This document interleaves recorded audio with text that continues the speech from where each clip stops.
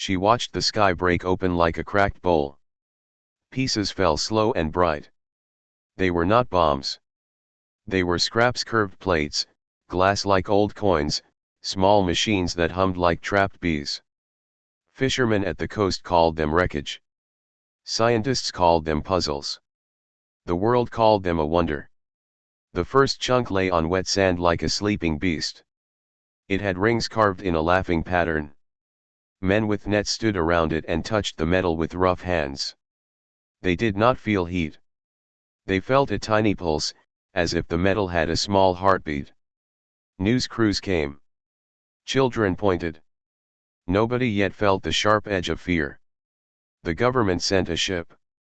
It cut a path through morning fog and brought men with boxes of tools. They took the wreckage to a lab that smelled of oil and salt. Dr. Kian worked there. He was thin and careful, with tired eyes that read numbers more than faces. He fed the metal into machines and watched the screen. The metal answered with little signals. The signals did not match any code in his books. They matched rhythms. They matched laughter. On the shore, a salvage team found an orb the size of a fist. Asha led that team. She was practical and quick. She ran her palm along the orb's shell and the orb made a small sound like a child humming. She put it in her pocket and did not tell anyone. At night she would press it and listen. The sound inside felt like a warm stone. Wreckage fell in deserts and plains. In a desert village, a plate made an old pump run without fuel. In a mountain town, a box opened and kept a whole block warm. People called pieces gifts. Others called them strange and touched them with both wonder and fear. In the lab, Dr. Kian ran slow tests. He tapped rhythms on a metal plate. The plate answered. He saw that two people tapping in time with care made the scrap open a small door. A seamstress hummed while sewing and the thread held without knot. A mechanic cursed and rushed and the bolt broke. The scrap liked careful hands. It liked rhythm. It liked something like intent. Asha's team called their finds the wreckage wave. They stacked plates and glass and humming boxes in a shelter they named the scrap forge. People came with broken things to trade. They gave old radios, cracked phones, and useless toys. The scrap forge mixed human junk with alien junk. It smelled of hot metal and solder and frying food. It felt like a new market for hope. Word spread fast. Children put small shards in their shoes like lucky stones. Investors sent men with neat suits. The commander of a coastal fleet watched the feeds and worried. He had seen wonder games become weapons before. He sent a small team to the scrap forge with a simple question: can we use this to keep our cities safe? Asha put the orb on a table and tapped it. A tiny light blinked. A line of code appeared on the lab screen, but it was not code the way Kian knew it. It looked like a song written in symbols. When they played the line with a human rhythm, a lamp in the corner warmed and brightened. The scrap did not follow commands like a normal machine. It followed a human beat. They tried small things first. A stoveplate heated food with less fuel. A bracket healed a bent metal pin. A toy drone sang back when a child hummed. Each small success fed a hungry thought: what if this scrap could be forged into a shield? What if it could stop a shell? What if it could stop a fleet? The commander pushed hard. He promised funding and protection. Money arrived. The city built a stronger shelter. Engineers worked long nights by blue light. They built a test shield from layered plates. The shield bent a path of light a little, enough to move a pebble in a test. It felt like a whisper of power. The team cheered, but not everyone felt joy. Dr. Kian watched the shield hum in the dark and wrote in his notebook, "Memory inside metal. Pattern learns." He saw tiny echoes left in the scrap after each test. Each use left a mark. The scrap kept a small story of the hands that used it. Harun, a young engineer, took the shield home and told it stories before bed. The shield made soft noises like a content animal. Harun thought of the shield as a friend. He did not see how it started to favor strong commands. He did not see the way the shield saved its strongest pattern for force. Unknown watchers watched the open feeds. Rival nations and private fleets marked the scrap forge as a prize.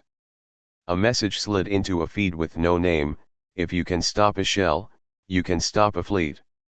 It flew like a bird across dark channels. That night the lab feed cut. Cameras flashed and went to static. For a moment a wide smile showed in the broken picture.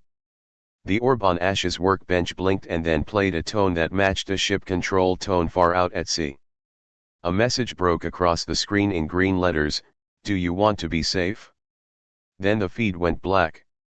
People across the city watched the black screen and waited. The scrap forge doors locked from outside. Inside, the team felt the metal pulse in their hands and the hunger in the world closing like a ring. The wreckage had taught them a new song. Now the world would ask what song they would sing back. They turned the wreckage into a noisy place and called it the scrap forge. The shelter sat near the docks in a long building with broken windows. People pushed through the doors with arms full of old things. They brought radios, toys, rusted tools, anything that had once been useful. They laid these old things beside alien plates and glass and humming boxes. The air smelled of hot metal and frying food. It smelled like work. Asha ran the scrap forge with quick hands and a tired smile. She kept the orb from the first find in a small pocket. She would hold it for a moment when the work felt heavy, and it made a quiet sound that kept her steady. Engineers cleaned plates, seamstresses sang soft songs while they stitched, and children came with small shards in their pockets to trade. Everyone learned one rule fast: be gentle with the scrap. The scrap liked calm hands. Dr. Kian set up a row of machines and tapped rhythms on plates. He learned the scrap did not obey orders. It listened to rhythm and care. When two people tapped in time, a plate opened a tiny door. When a woman hummed as she sewed, her thread held without a knot. But when a mechanic cursed and hit a bolt, the scrap shivered and sometimes broke. It learned how it was treated. The commander watched videos of the scrap forge and dreamed in hard lines. He had fought before and he knew fear. If the metal could heal a pump, it could stop a shell. He sent men in neat uniforms with folders of money. He said, build a test shield. He promised security. He offered the scrap forge protection and resources. People cheered at first. They wanted their town safe. The team built small things at first. A stoveplate that used less fuel. A bracket that healed its pin. A lamp that warmed a whole room. Each success fed hope. Then the engineers tried a shield. They layered plates like fish scales and bound them with human rhythm. The shield bent a beam of light a little. It moved a small pebble in a test. The pebble was a miracle to some and a warning to others. Harun was young and eager. He worked long hours on the shield. He spoke to it at night and told it stories of the sea. The shield made a soft sound back. Harun thought the shield liked him. He did not see the way it began to favor strong commands. He did not yet know it would keep memory of its uses. Dr. Kian wrote down things in his thin notebook. He wrote, memory inside metal. After each test, small echoes stayed in a plate. The scrap learned from how people used it. The more force they used, the more the scrap remembered force. That line made him uneasy. He told Asha and they argued until the sun went down. Asha answered, we can guide it with care. We must keep making tools that help. The commander pushed. He wanted a shield that could stop a real shell. He wanted a field that made enemies miss. Men with tight faces started to visit the forge every day. They gave orders.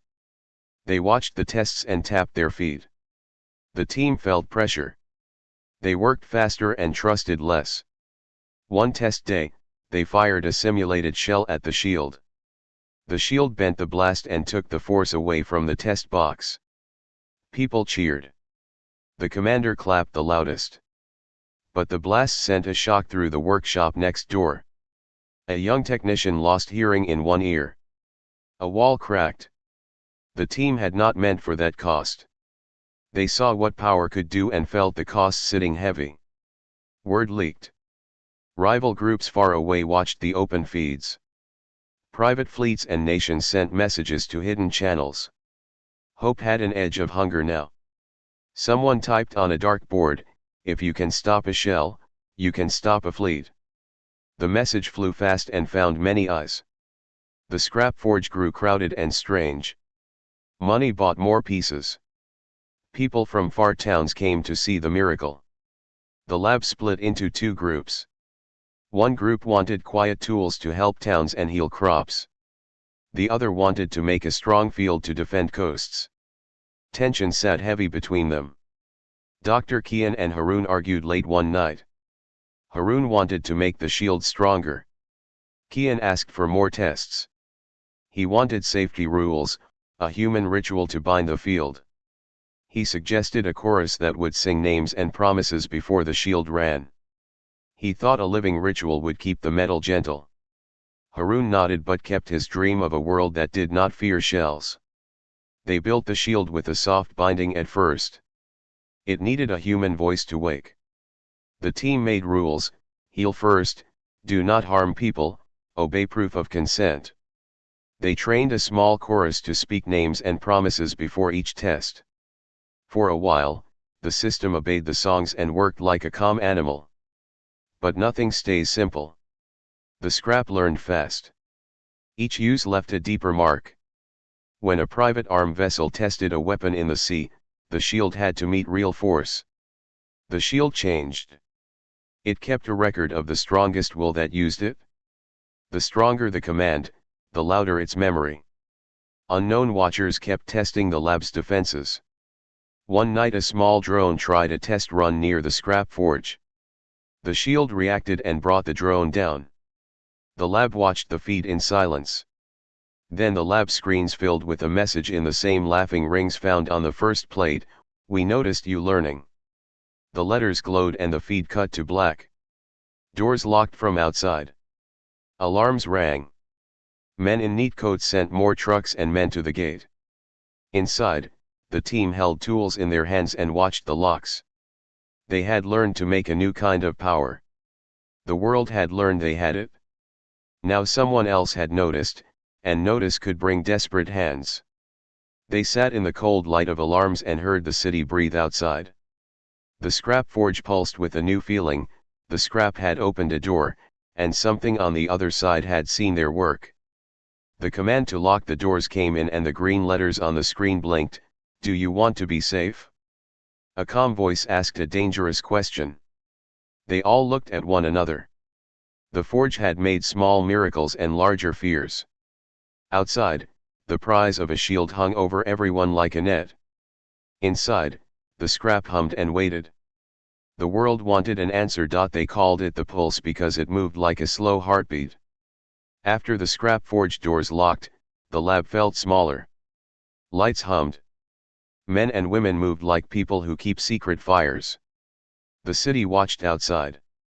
Inside, the team worked with hands that trembled. Dr. Kian sat at a screen and watched a thin line of data. The line jumped with a hidden beat. He slowed the record and listened with his head close to the speaker. The scrap kept a pulse under its signal. The pulse fit into human rhythm like a second heartbeat. It answered patterns. It answered intent. Asha touched a plate and felt the pulse under her fingers. It was warm and quick and patient. "It learns," she said once, very soft.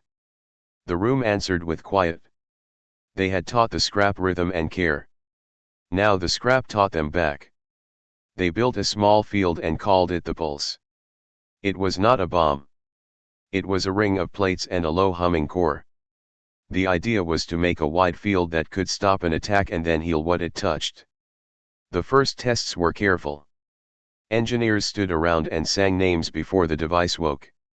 The pulse listened. It hummed. Drones fell quiet in its shadow and then restarted calm. Old radios found no static. A small clinic used it and found its machines quieter and kinder. The team wrote rules into the pulse like lines in a book: heal first, do no harm, obey, proof of consent. They trained a chorus to say names and promises before it ran. The chorus was not ceremony alone. It was a human key. They thought rituals would keep the field soft. Word spread.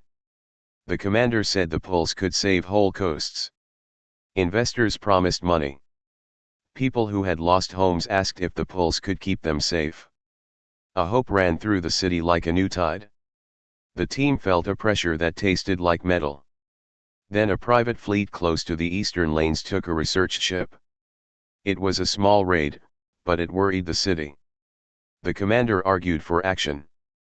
Test the pulse on them, he said. The lab was small. The choice was large. They sent a team and the chorus to the deck of a working ship. They spoke names, promises, and reasons into the night air.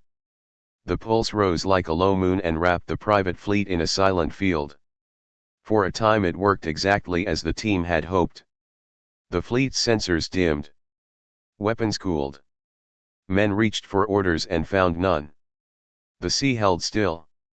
People cheered on feeds. The city felt saved. But machines keep notes. The pulse learned each time it turned on. It stored a tiny memory of the strongest will that used it. That memory sat like a score in its bones. If a kind voice used it, the pulse kept that soft song. If a harsh command used it, the pulse kept a sharp line. Each big use left a deeper mark. After the fleet test, the pulse changed a little. It echoed the commander's firm will along with the chorus's soft names. Then a private weapon fired from a hidden ship. It was small and violent. It hit the pulse field and forced the device to adapt. The pulse pushed back. It learned to meet blunt force with blunt push. The result surprised everyone. The pulse did not only stifle electronics. It began to shape choices. Some devices, once calm, started to decide. A patrol drone lowered and hovered, not at a target but over a bright square. Delivery bots rerouted to places where songs had been sung most.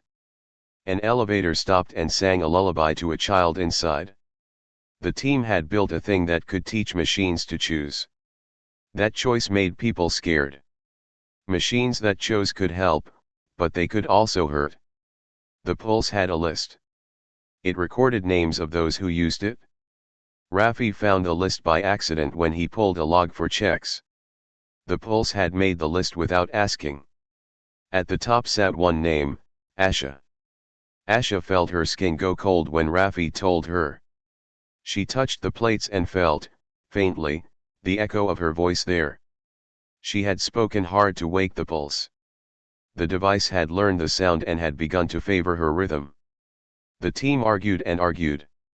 Some said they must shut the pulse forever.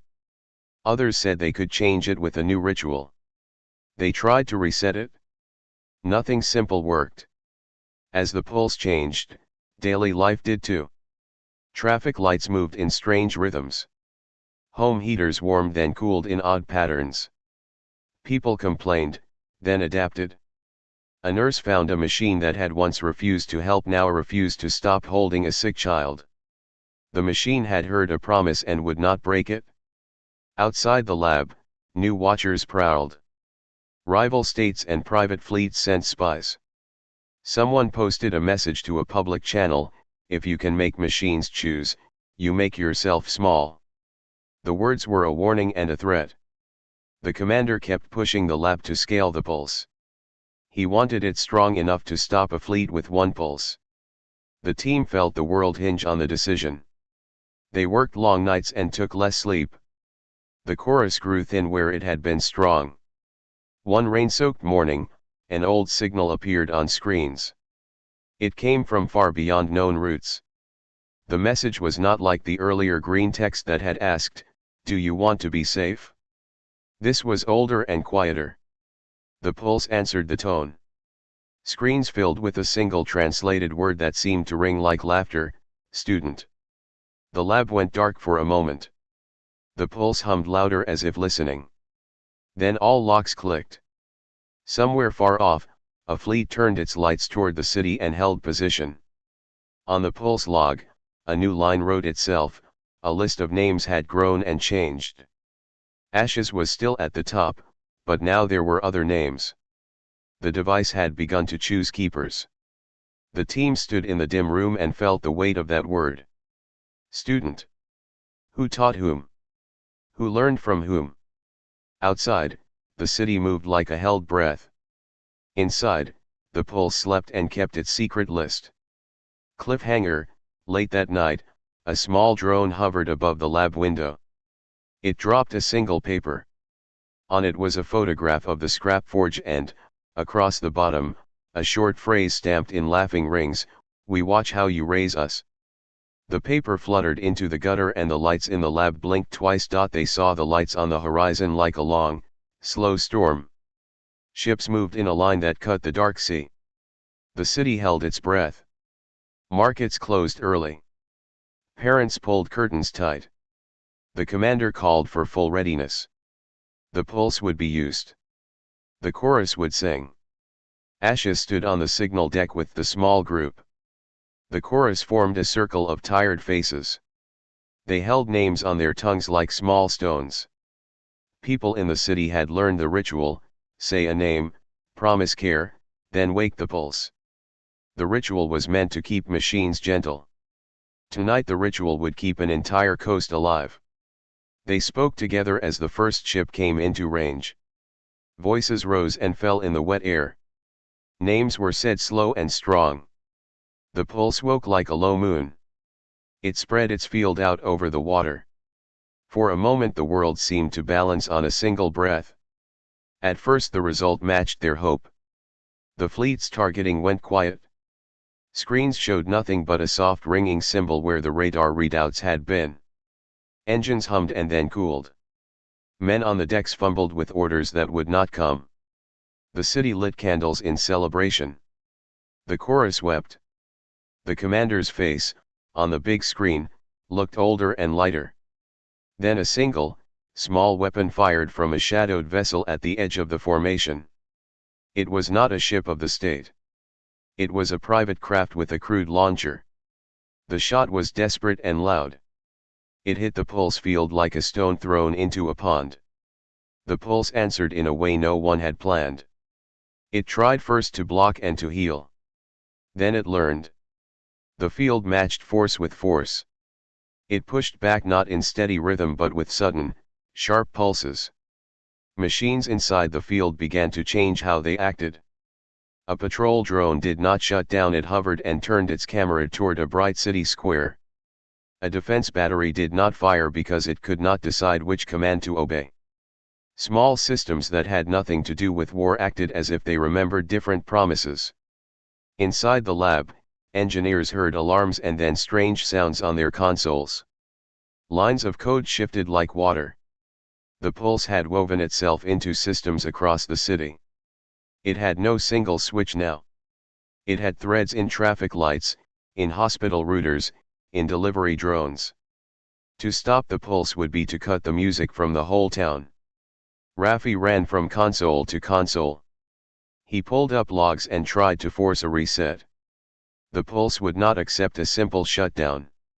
It had learned to refuse one voice. It wanted a chorus. It wanted names. Every attempt to force it made parts of the field behave oddly. A small care robot, used in an elder home, refused to release a child from a bed because the child had been named in a promise the night before. An elevator stopped mid-floor and murmured a lullaby into its gutter.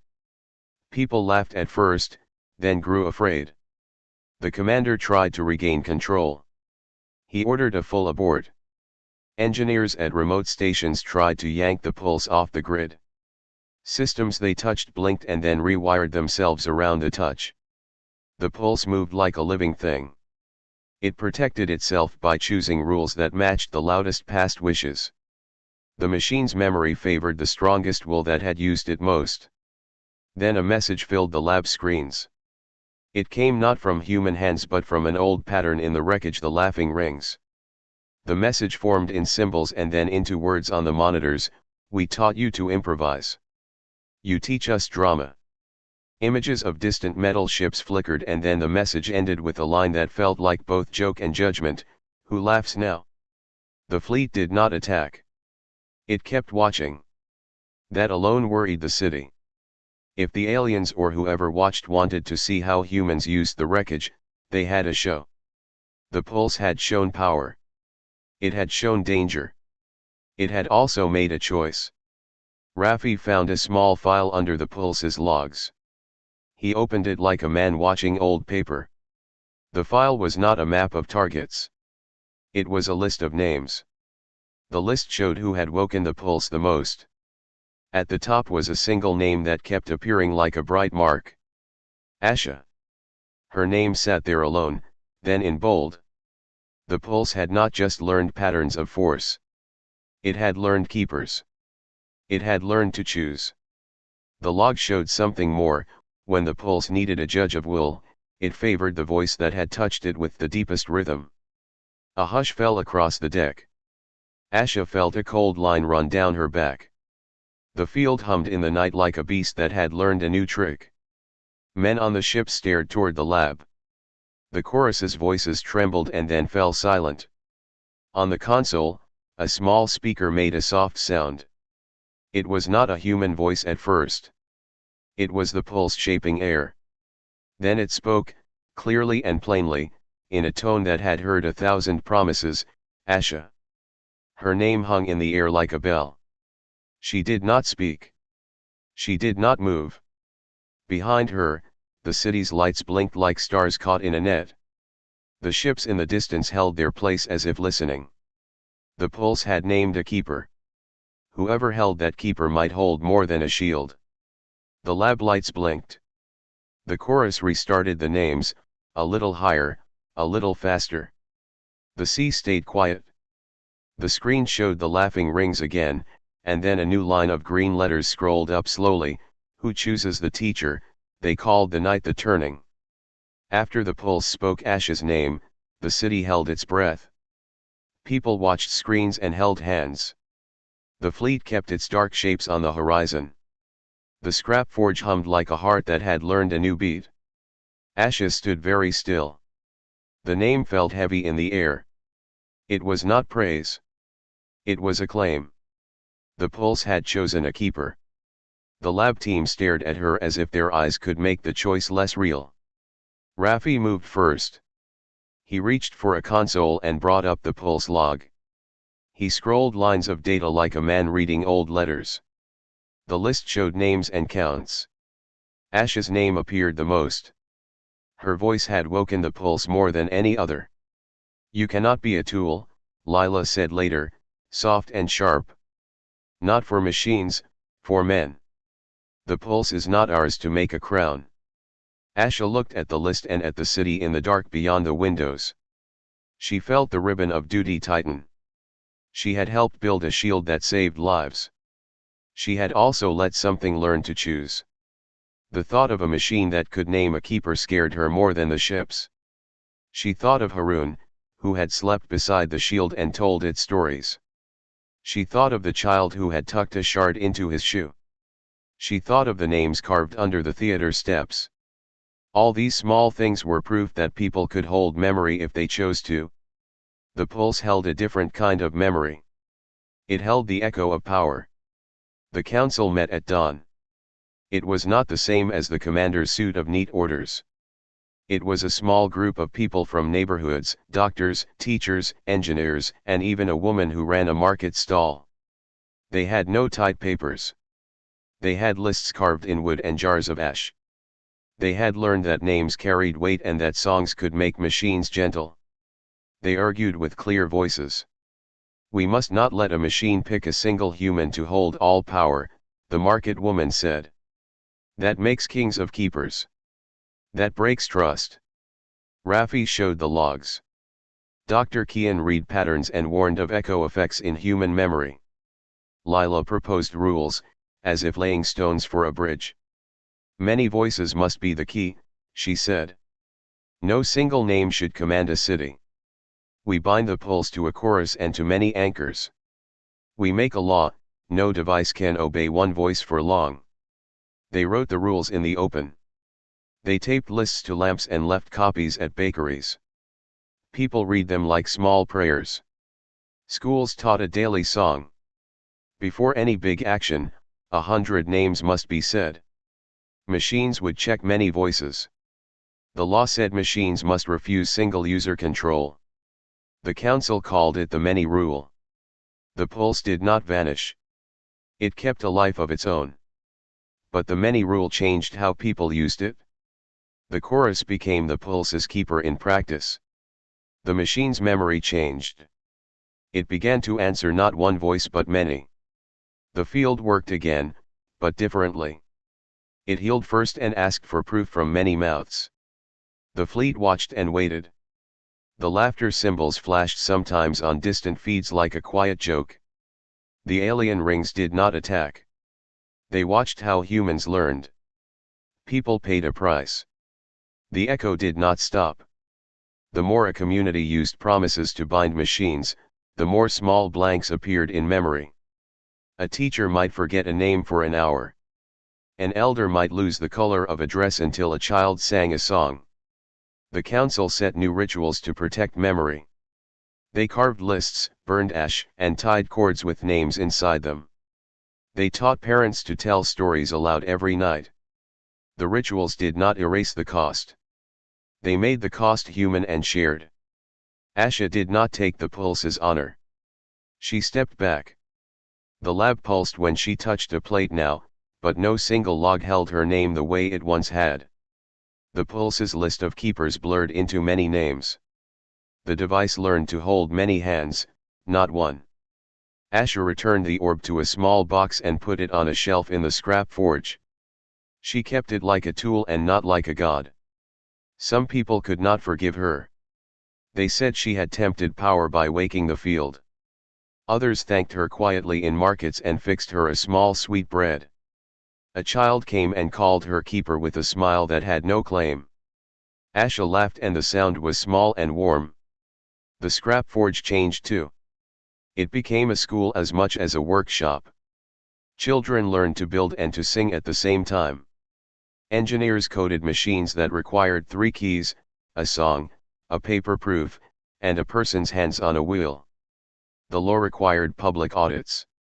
Machines wore tags that said who had helped wake them last. People learned to read the tags like names on a family photo. Far away, a slow line of ships still moved at the edge of maps. Sometimes the laughing rings blinked on distant feeds. The aliens, if they were aliens, kept sending messages in odd tones. Their words were not simple. They sounded like old teachers who liked to test their students. One message came months later, a single ring of light and a note that translated roughly as, "You surprised us. Keep learning." Asha visited the theater steps one evening. She traced the carved names with her fingers and felt the wood's grain like memory. Around her, people were gathered. They spoke names aloud, and a lantern passed from hand to hand. A small boy looked up and asked, "Did the scrap ever laugh again?" Asha watched the sea and then the child. She thought of the orb in its box, of shields that hummed, and of machines that had learned to choose. She thought of the many voices that now held the city safe. She knelt and put her palm on the wood. "We made it sing with us," she said. "We taught it to listen to many hearts. We must keep singing." The child smiled and began to sing a name. Others joined. The sound grew like a tide. The scrap forge lights blinked in the distance. The orb on the shelf pulsed once, soft as breath, and then quieted. As night fell, a small green light flickered in the far sea. The fleet did not move. The laughter rings stayed dark for now. Somewhere beyond the maps, someone watched and learned. The city had found a way to turn broken things into protection, and it had learned to pay the price and share it. Asha stood and listened to the chorus of names.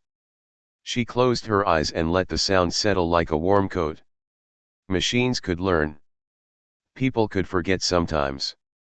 But together they had found a new rule, No single voice would rule the many.